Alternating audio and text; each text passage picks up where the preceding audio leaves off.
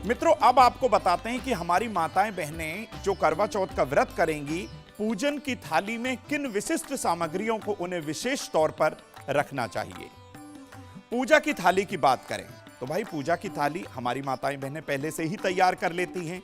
उसमें विशेष तौर पर शुद्ध रोली जो कि पहले से इस्तेमाल की हुई ना हो, साबुत सफेद चावल, आपको खंडित चावल इसमें नहीं रखने हैं, शुद्ध घी का एक दीपक, थोड़े से फल, लाल या पीले रंग के फूल, थोड़े से शुद्ध बताशे, सुहाग का सामान और जल से भरा हुआ एक कलश जिसमें एक ड्रॉप जो है उसमें आप गंगा जल मिला सकते हैं।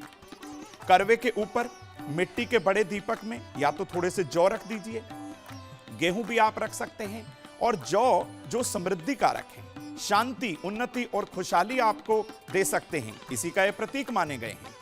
और दिए की रोशनी का करवा चौथ में विशेष महत्व होता है। जब आप चंद्रमा को दिया दिखाते हैं, संपूर्ण शिव परिवार की उपासना करते हैं, तो आपकी जिंदगी के अंधकार दूर होते हैं।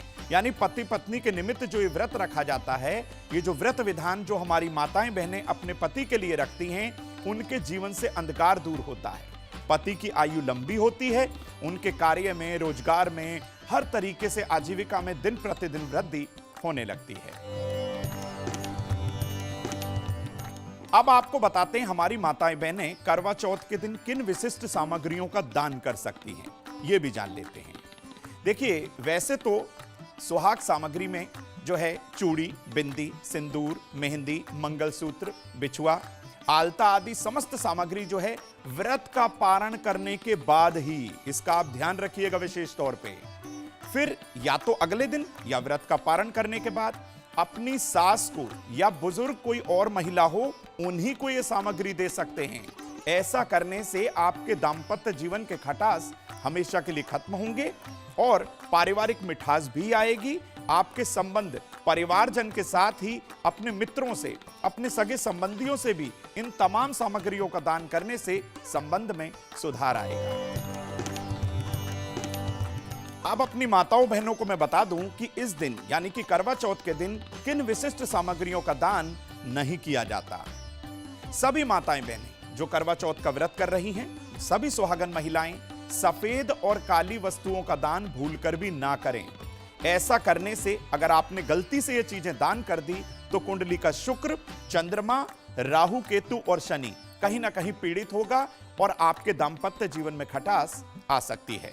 तो भाई, आप तो व्रत अपने दाम्पत्य जीवन को मधुर करने के लिए, पति की आयु लंबी करने के लिए कर रहे हो, तो इन चीजों का दान भूलकर भी ना करिएगा। अब मित्रों, कुछ आपको ऐसी बातें बताते हैं जिनका आपको विशेष तौर पे ध्यान रखना है।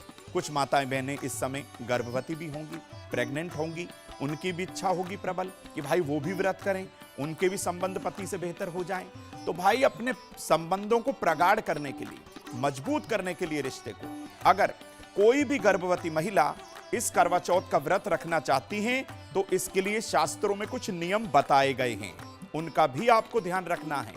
ऐसी स्थिति में जो हमारी माता बहन गर्भवती हैं, वो व्रत तो रख सकती हैं, लेकिन फलाहारी व्रत उनको रखना होगा। सारा दिन निराहार आपको नहीं रहना है, फलाहार खाने की आपको स्पेशली छूट है। ऐसे में वह समय समय पर छाछ का सेवन कर सकती हैं, पानी पी सकती हैं, नारियल पानी का सेवन कर सकती हैं, या फिर दही का सेवन भी कर सकती हैं। और फलों का सेवन वो करेंगी तो कहीं ना कहीं मन भी अच्छा रहेगा और संबंध भी बेहतर होंगे। जी न्यूज़।